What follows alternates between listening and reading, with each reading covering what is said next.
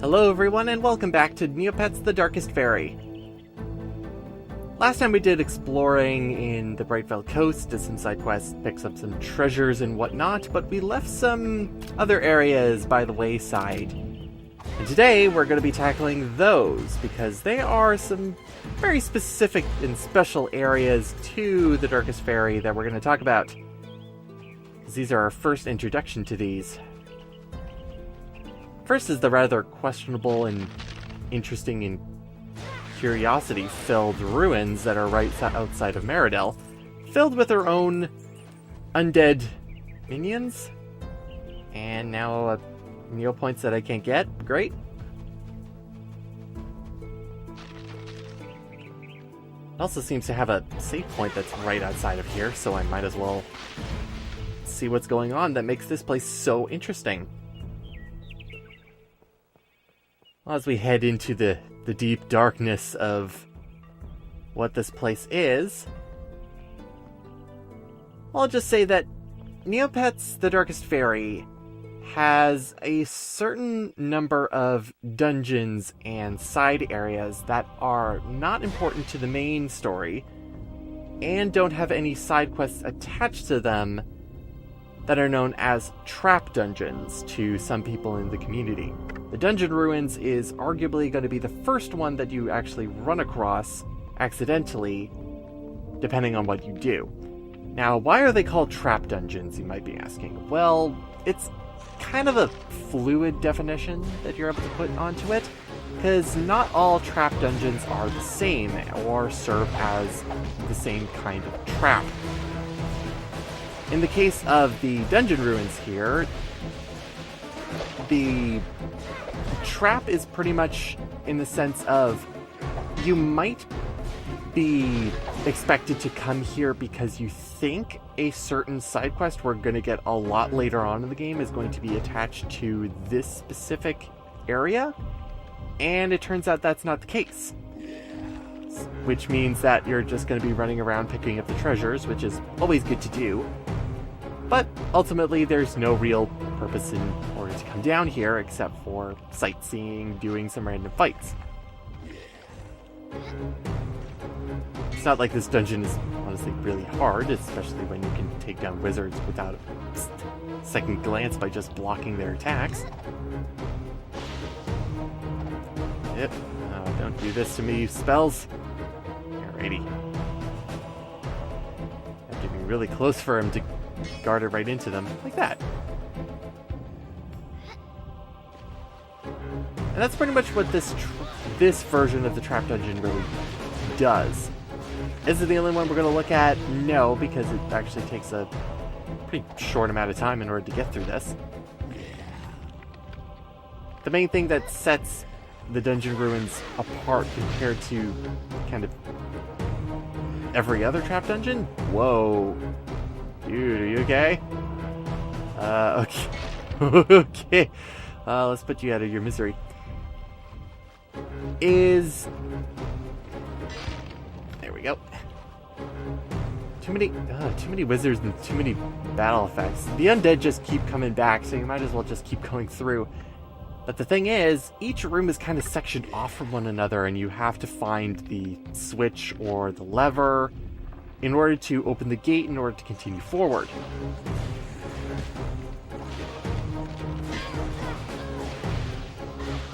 Goodness. Now, there are skeletons, but there's also I think the first time we've ever seen an enemy like this that isn't Dwarsh, which is the Restless Spirit. The Restless Spirit is... Whoa. Stop. Stop dancing.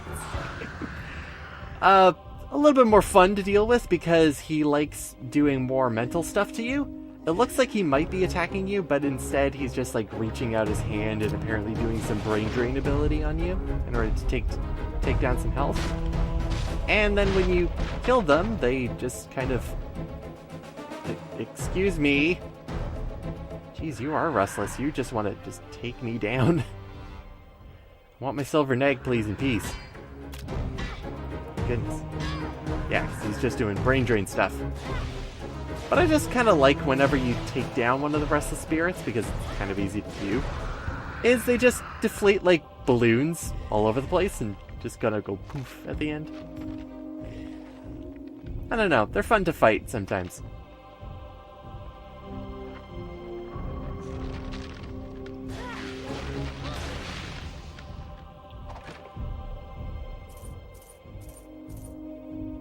That's a very small chunk of change in that one.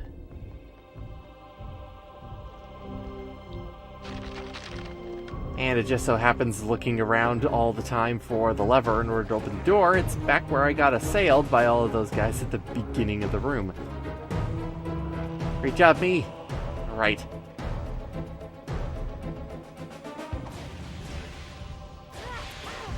The main thing that's kind of annoying with this whole dungeon is that I would love to see a little bit more context put into it. It's a little bit interesting just because of the whole dilapidated space that's all over and how deep this place is. And you know, it's, again, right outside of Brightvale, and why is this steaming? I don't know.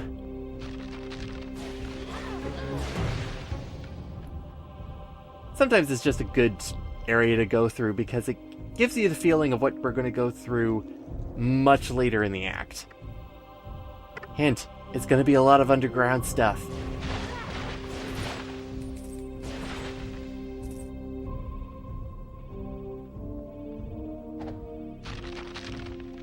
Oh, I forgot there was a scene here. It's a little awkward.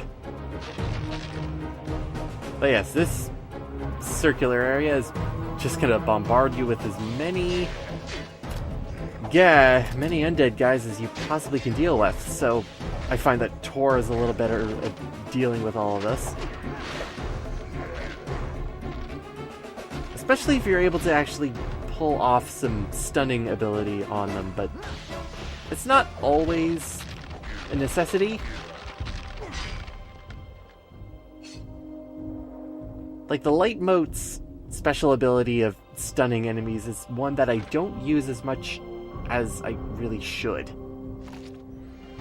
But if you ever wanted to come down here, the main reason is to pick up this red neg, which gives us our, 9th health extension in the game? And then we have all these cells here.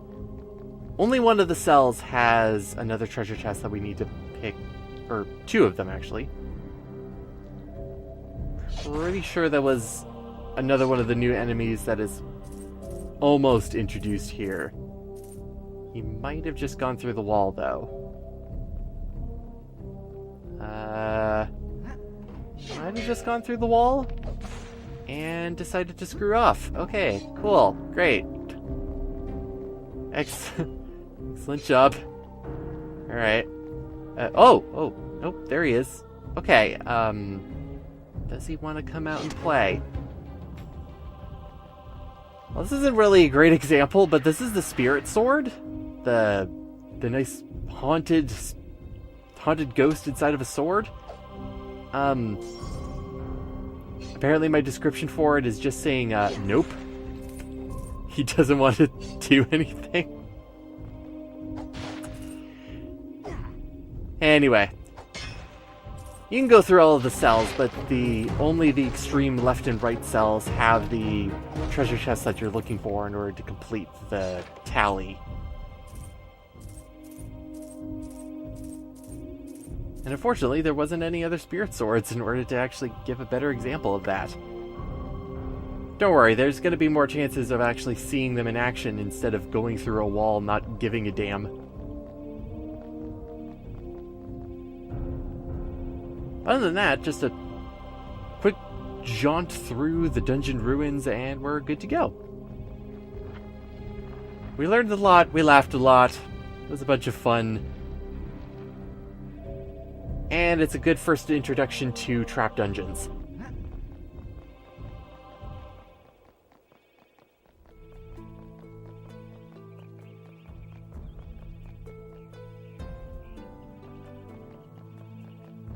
And now we can head out and, kind of honestly never come here again.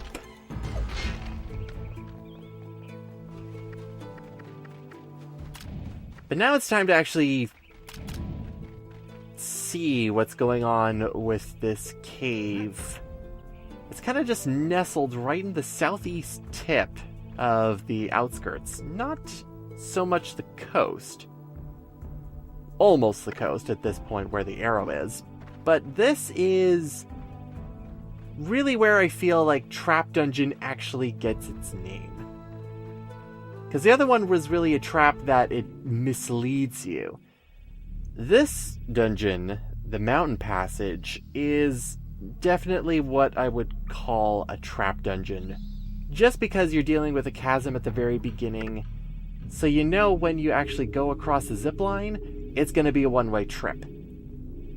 So that's kind of why it gives you a ability to save at this point. Because now that we're on board, there is no going back. We're going through the long haul and wherever this mountain passage leads us.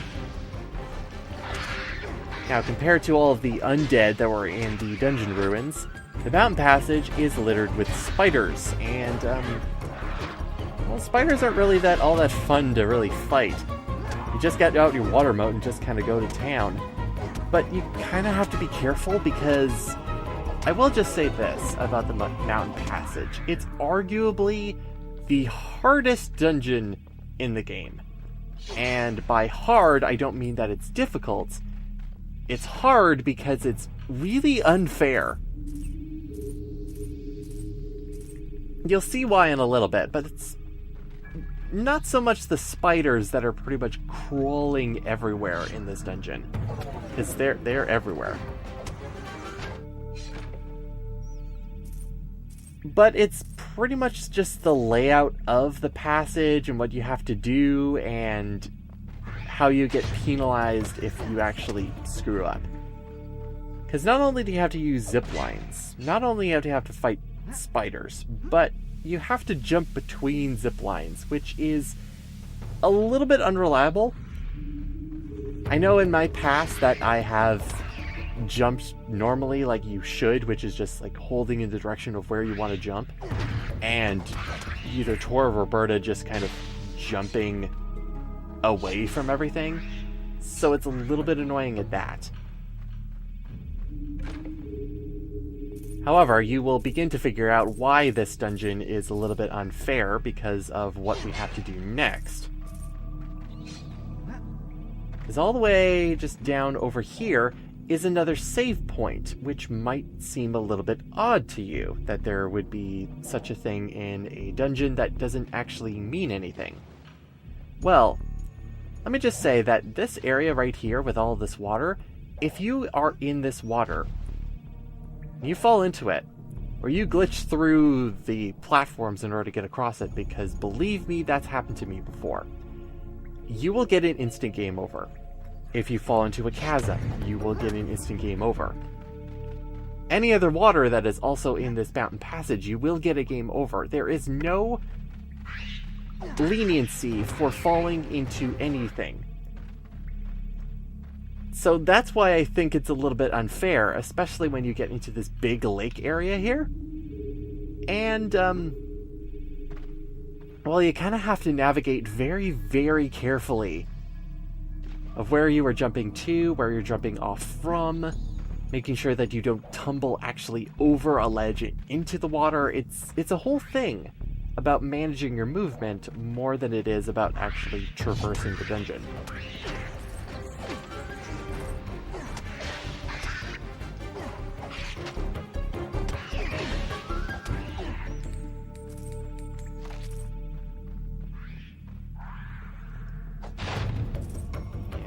More spiders.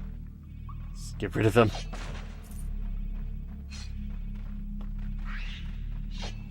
Yeah, they just keep dropping everywhere. Like, they do not let up.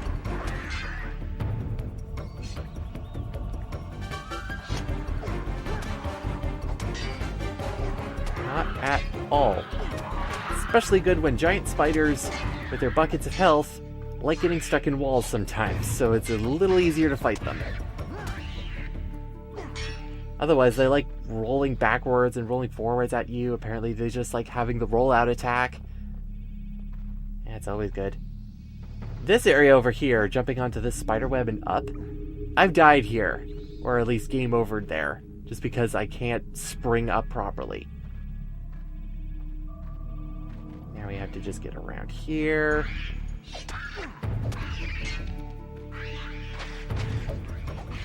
All these spiders, especially the poison spiders. They just pop out of the walls, and really, I've almost never got the jump on a poison spider, even when I know where they're supposed to show up. They always get me. It's quite the thing. I'm just glad that when you're poisoned, you don't have like a flinch or a knockback to it. 'Cause, man, that would make platforming really, really a pain. I'm also glad that moat chests, you have to attack them from the specific position of the crystal. You can't do it from like behind the chest or beside the chest, because I tested it to wonder if you could be knocked back into the water from here and get a game over while the chest was breaking. As far as I've been able to test, no, that is not able to happen. So at least that's a point of positivity for design in this case. So we've lowered the water in this part of the dungeon, which means that we have actually two options. One is we can actually bypass all of this by doing a very coordinated jump just around this corner in order to continue forward, bypassing everything that we need to do, which is to backtrack a little ways and use the zip line, which questionably you'd be wondering why it's even there.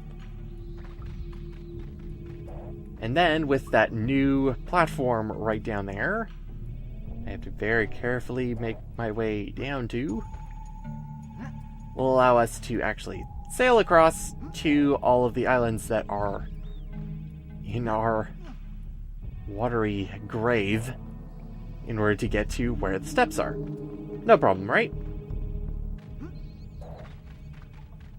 Well, except they like to drop a spider. Spiders are annoying. Hooray! Gold star for me. Let's skip all that in order to actually just go back. Okay. Yeah, I can just poke at the spiders. Spider poking is not what I wanted to do today.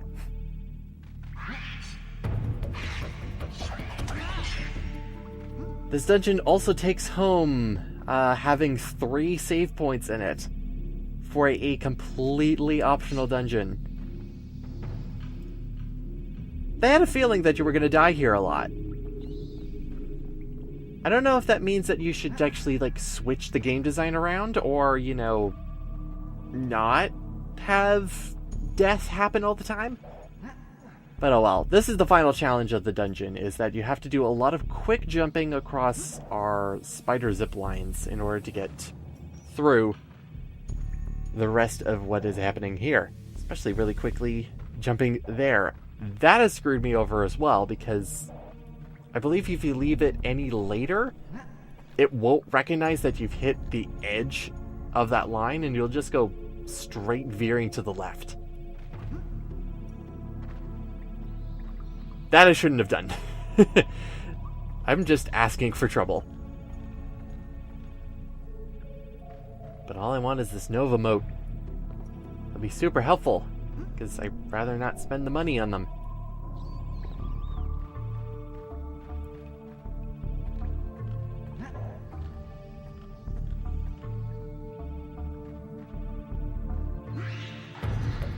I'm not gonna make the same mistake this time. Gonna move. Okay. So, for some reason, there's an oil in this mountain passage at the tail end of it. Again, don't know why. Might as well take them with me at least. And you might be wondering, okay, 4 of 7 treasures. Where's the rest of them, and what is the actual reward of getting through this passage, if there is any reward at all? Don't worry, there is a reward, and it's pretty good. It's actually better than going through the dungeon ruins, which at least gives you a red neg. So I get... Why did I get knocked back there? Okay, didn't get knocked back there. That's strange. Yay, good. Consistency is good. Anyway, the last treasure chest is actually at the very tail end, right before the end of the passage. That big black hole of an abyss of an exit. I see you there, you bugger.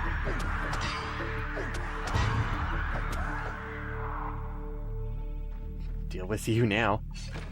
But our reward is a golden egg, which I believe I mentioned earlier, but it is a health extension and a magic extension. So now we have 10 health extensions.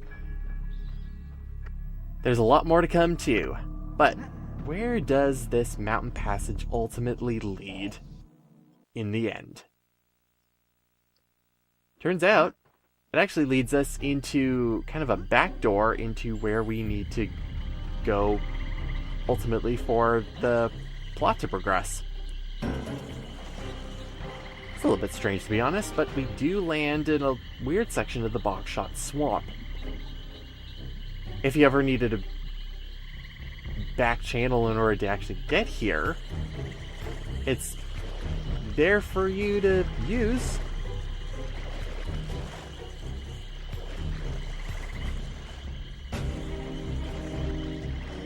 And so we saved Bogshot. But no. That's not how it happened. That's not how we got to Bogshot. No, it involved a completely separate video that's coming up next. So, see you next time, everyone, as we begin our trek, actually, to Bogshot.